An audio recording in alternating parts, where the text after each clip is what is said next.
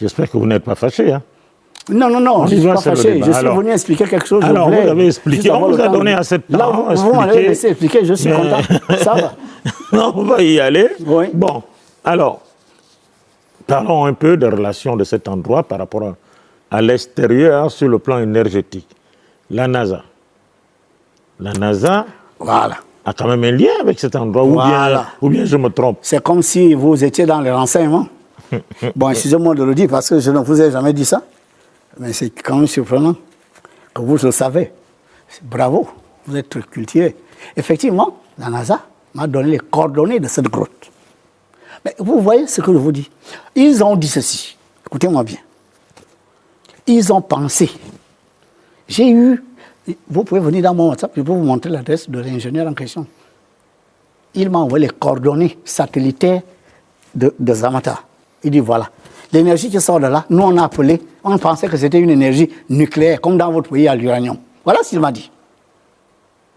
Après, il m'a dit, après vérification, après analyse des données satellitaires, l'énergie qui sort de cette grotte n'est pas nucléaire.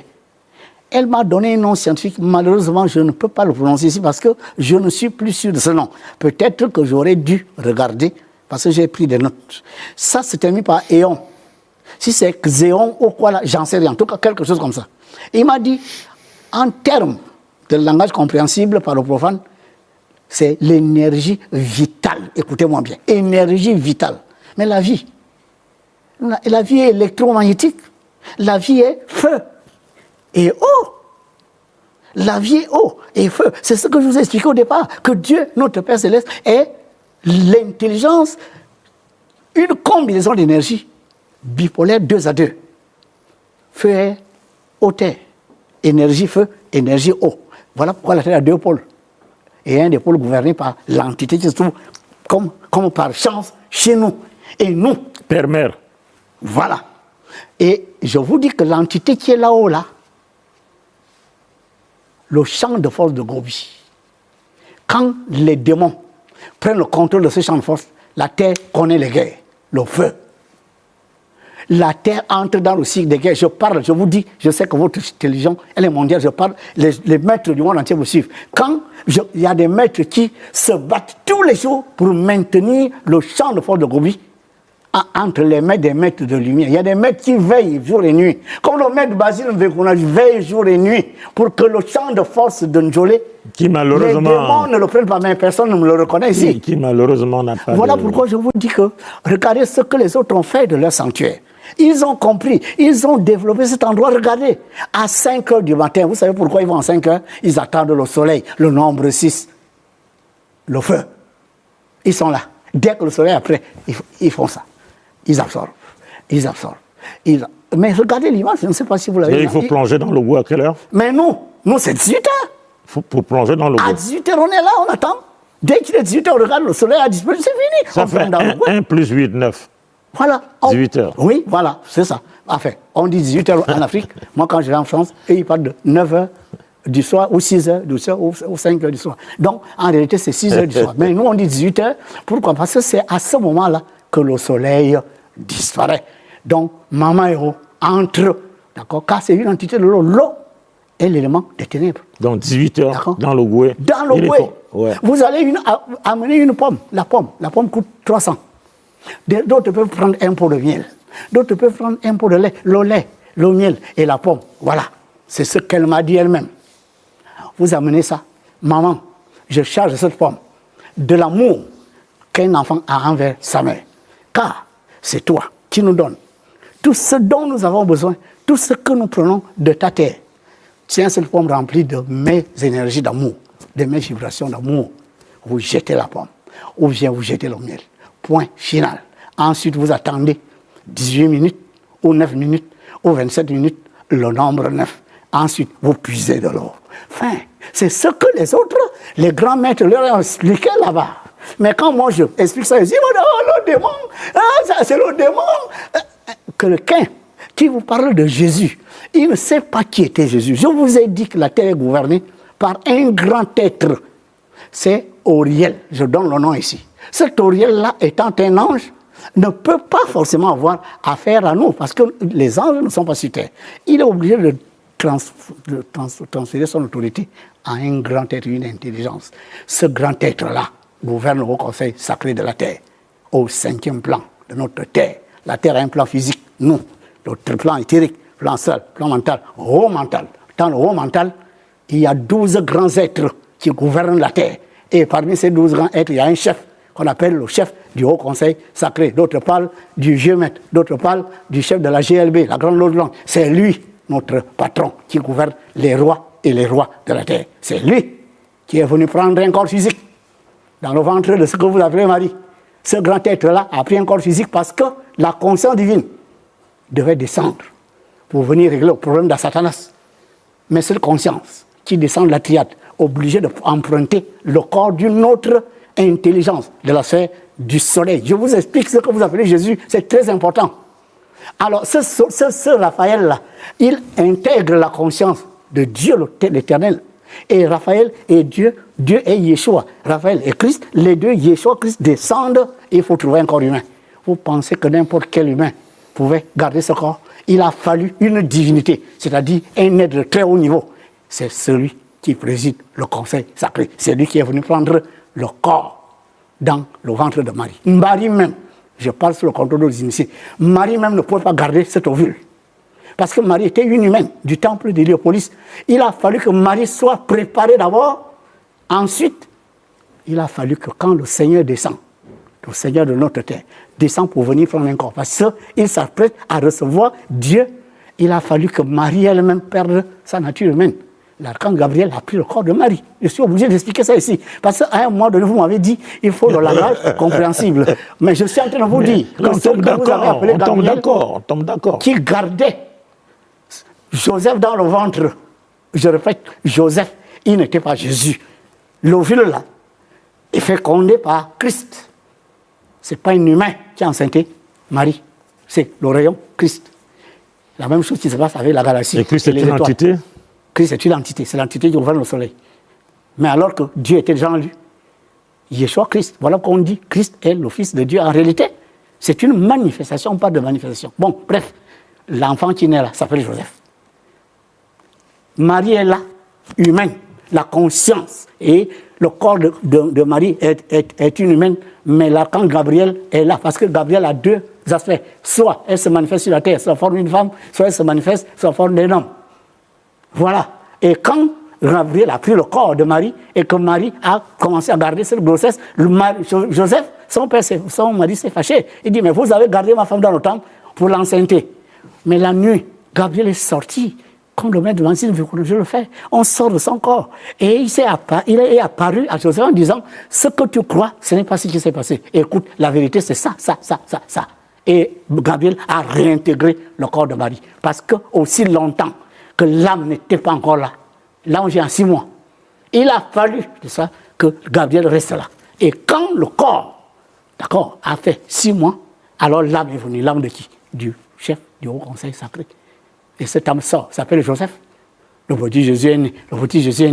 Il n'était pas Jésus, c'était Joseph. Et une grande tête. Pourquoi on l'appelle le roi des rois? Ça, c'est votre version des faits. C'est pas ma version, c'est la vérité. Et c'est ce Joseph-là qui va être obligé d'aller. Voilà, c'est ce Joseph-là qui va être obligé pour retrouver ses pouvoirs en tant que chef du Haut Conseil Sacré. Il faut qu'il les retrouve, puisque lui aussi a été enfant. Il est plongé dans les eaux du lété comme nous tous. Il a tout oublié. Mais il a tout oublié. Il fallait que des maîtres lui redonnent ce savoir qu'il avait déjà, puisque c'est un grand tête qui n'a pas besoin de s'incarner. Alors revenons à Mama Eo.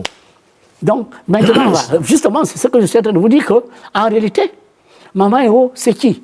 Maman Eo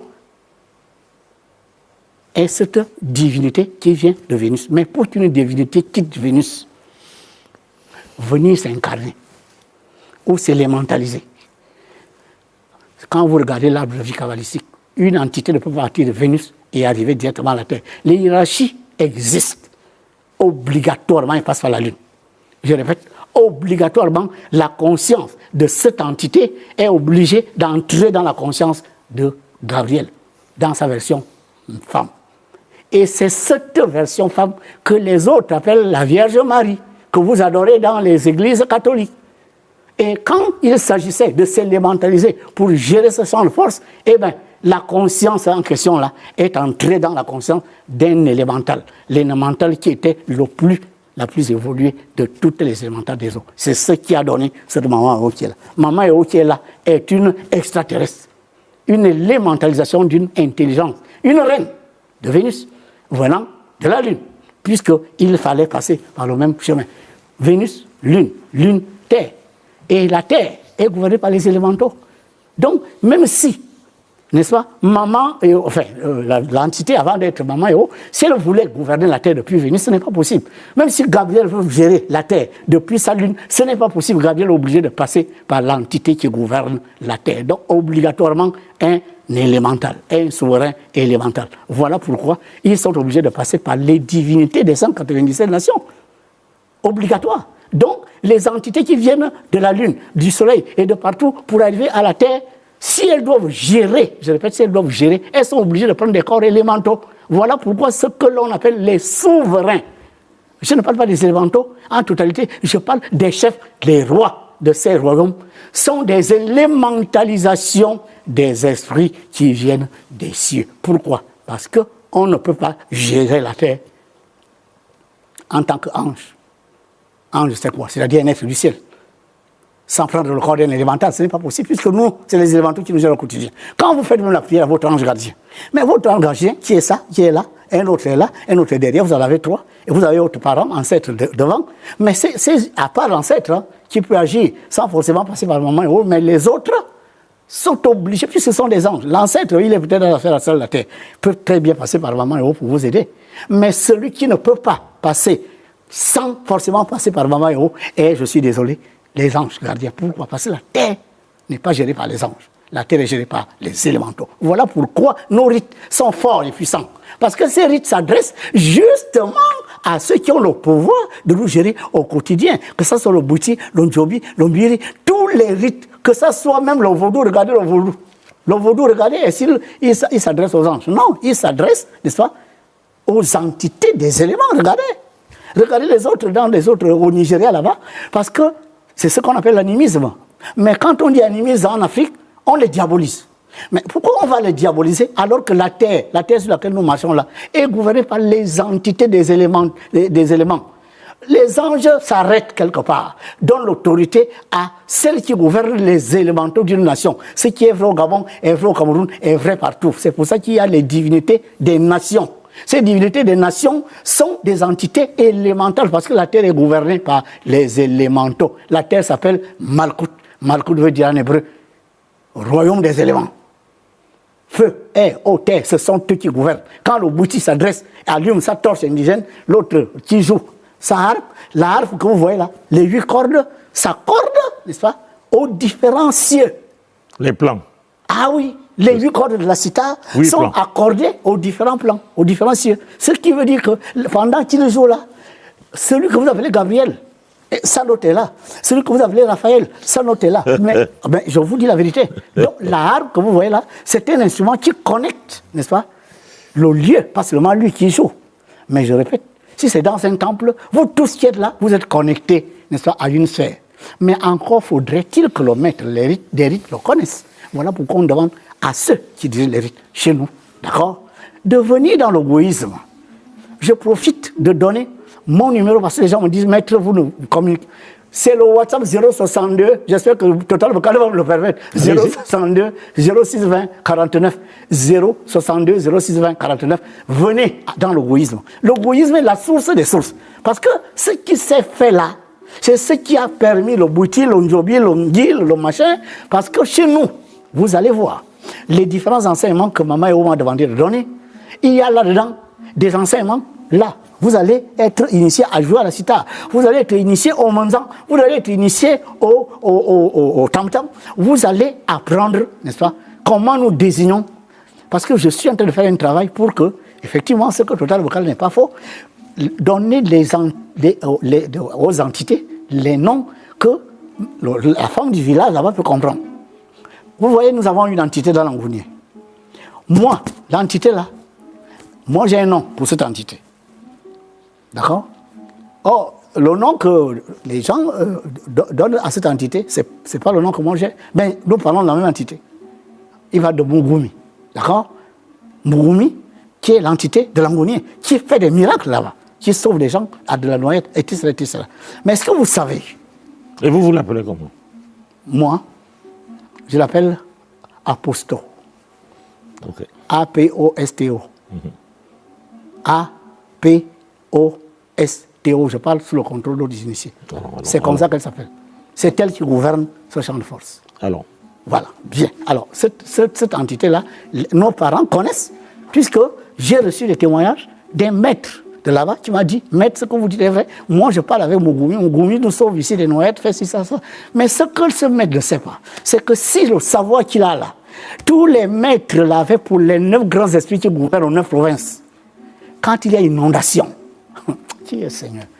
Depuis ici, pour rentrer dans votre temple, vous appelez Mugumi en disant calme les eaux là-bas. Je vous le jure, il va le faire. Si vous êtes un maître agréé par Mamayo, c'est-à-dire vous êtes arrivé à la 4e dimension, vous êtes capable, alors qu'il pleut à Libreville, l'orage partout, remarquez que des compatriotes vont perdre les toits, vous vous adressez à l'entité qui gouverne l'estuaire. Cette entité qui gouverne l'estuaire est là dans les eaux du Congo. J'ai son nom. Bon, les autres ont leur nom. Mais moi, si je dois le faire, je vais dire son nom en disant calme le vent. Elle est une entité des eaux. Mais le problème, c'est que comme c'est elle qui gouverne, elle est l'esprit, un des 9 esprits qui gouvernent 9 provinces, elle est capable de donner des ordres aux sylphes et fées qui menacent nos toits. Ce savoir-là est très important.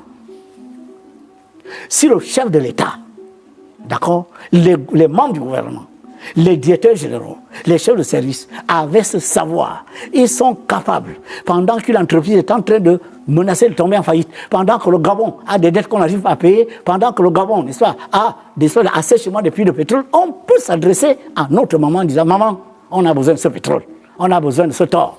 Maman, ouvre, moi, le maître Basile Vékoula. Maman m'a baladé. J'avais dit, Njolé, Bifoun, Lambaréné, ce triangle-là, j'avais dit, allez faire de la prospection.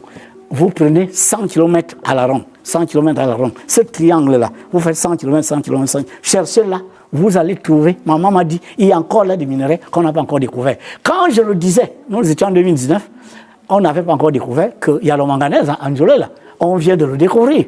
Le niobium est en Njolé. Il y a plein de choses que maman m'a montré. Elle est allée me montrer le Gouévindo. Là où il y a le fer, il y a autre chose à cet endroit. Elle m'a amené, elle m'a montré. Il y a plein de choses. Le Gabon est un scandale écologique. Nous avons une entité qui a dit le poisson peut finir partout dans le monde. Le poisson ne finira jamais chez vous. Vous allez avoir la forêt la plus riche au monde. Parce que moi, je mets dans cette forêt des bois rares pour que les gens viennent les acheter. Et méchis et chi, vous devrez manger, boire et faire tout ce que vous voulez jusqu'à donner aux autres. Elle m'a dit, je parle sous le contrôle d'autres initiés qui l'ont rencontré peut-être, que nous devrons être capables, chaque Gabonais, payer par mois. Et il doit y avoir assez pour payer les salaires des autres pays. Je crois même qu'à un moment donné de notre histoire, le Gabon a quelque part soutenu des fonctionnaires des pays voisins. Pourquoi? Mais parce que c'est ça la vérité du Gabon. Au lieu de combattre le maître Basile Vékoula, je ne suis pas contre les églises. Je dis tout simplement que quand on est au CM2, l'instituteur ne doit pas dire aux élèves du CM2 que les intégrales, les fonctions vectorielles, les fonctions trigonométriques, ce n'est pas les mathématiques, c'est Satan. Non, l'instituteur doit dire, si moi je fais l'arithmétique ici, là-bas vous allez apprendre le calcul différentiel. Là-bas, vous attendez le calcul vectoriel. À l'université, là-bas, on parlera du calcul matriciel. Il faut qu'on le lui dise. Je parle du barycentre. Le Gabon est un barycentre. Le champ de force est un barycentre. Parce que les 3 champs de force, si j'avais des relations avec les maîtres de Guinée, les maîtres de Somalie et les maîtres de l'Afrique du Sud, j'allais leur dire, voici le coefficient de pondération de vos champs de force. Chacune de ces nations est dirigée par une autre entité qui gère un champ de force pondéré. Et l'ensemble de ces 3 champs de force pondérés donne le champ de force d'Anjolé, équivaut au champ de force d'Anjolé, qui est le champ de force de toute l'Afrique. Parce que ce triangle-là, si vous ne le saviez pas, c'est le triangle de l'Afrique. C'est pour ça que l'Afrique a la forme d'un triangle. Voilà, ces choses-là, ce n'est pas des choses qu'on peut révéler à n'importe qui. Valorisons le champ de force de Njolé. Valorisons le champ de force de Njolé. Valorisons le champ de force de Njolé. Comment le faire? Monsieur Total, une proposition, si je pouvais vous donner un porte-voix. Ce sera le mot de fin. Si je pouvais vous donner un haut-parleur,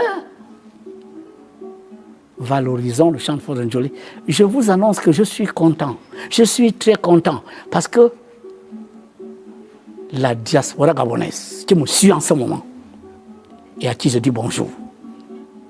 Tout le temps que je dis bonjour à mon grand frère donc qui est scotché, je n'ai pas eu le temps. Parce que le thème d'aujourd'hui c'était chaud. Il fallait que les Gabonais, vous sachiez que Mama Héros n'est pas seulement la divinité du Gabon, c'est la divinité de l'Afrique. Je l'ai démontré. Le nombre 54, ce n'est pas pour rien. Pourquoi les autres sont 51? L'Asie, c'est 51 États.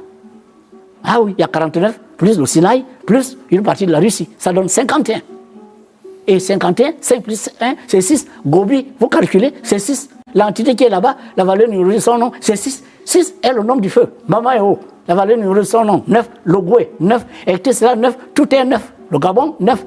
Donc, nous sommes le pôle du feu, de l'eau. Et à partir de ce moment-là, nous devons être fiers. Des gens viendront de l'Afrique pour faire les autres Goué. C'est ça que je vous dis aujourd'hui. Le mot de fin. Essayons de valoriser le champ de force de Njolé. Je demande ici à tous les Gabonais, partout où vous êtes, vous allez valoriser ce sanctuaire-là, comme les autres l'ont fait là-bas, parce que c'est une fierté nationale. C'est une fierté nationale. Je vous dis que si un jour, les autorités de ce pays sont en communion avec Mama Héros, vous aurez le pays le plus heureux au monde. Vous allez dire que j'ose. Bon, on va se séparer. Voilà ce que je vous dis. On va se séparer. Ce que vous voyez là ailleurs, et je vais terminer par là, si vous voyez que ça ne va pas bien ailleurs, c'est que la plupart des chefs d'État se sont déconnectés des divinités de leur nation. Et la divinité attend un temps, attend. Jusqu'à un moment donné, elle se fâche et elle dit, comme c'est comme ça, vous ne méritez pas d'être ici. Et ça éclate. Les autorités de ce pays doivent être en communion avec le maître, avec Maman Héros. C'est la divinité de la nation, c'est la divinité, n'est-ce pas, de ce champ de force qui doit être bien entretenu. Il faudrait que les Gabonais, vous alliez en pèlerinage à Njolé. Les gens viendront de toute l'Afrique aller en pèlerinage à Njolé. Nous devons construire là un site de pèlerinage total local. Les enfants de Njolé vont trouver du travail. Les hôtels vont gagner de l'argent. D'accord? Les piroguiers de Njolé vont gagner de l'argent parce qu'il s'agira d'amener les gens de l'autre côté, aller au sanctuaire de Maman, c'est notre divinité. Voilà. Voilà, mesdames, messieurs, c'est la fin de cette émission. Je vous présente toutes mes excuses par rapport à mon timbre vocal. Je vous ai dit dès le départ que j'étais un peu grippé, mais je ne pouvais pas rater cette occasion d'être face à Maître Basile, et qui de temps en temps, vraiment, il y a eu beaucoup de chaleur, hein, vous avez pu le constater. C'est ça aussi l'entretien débat. Nous vous remercions de nous avoir suivis. On se retrouve au prochain numéro. Au revoir. Chaque planète a sa propre guerre.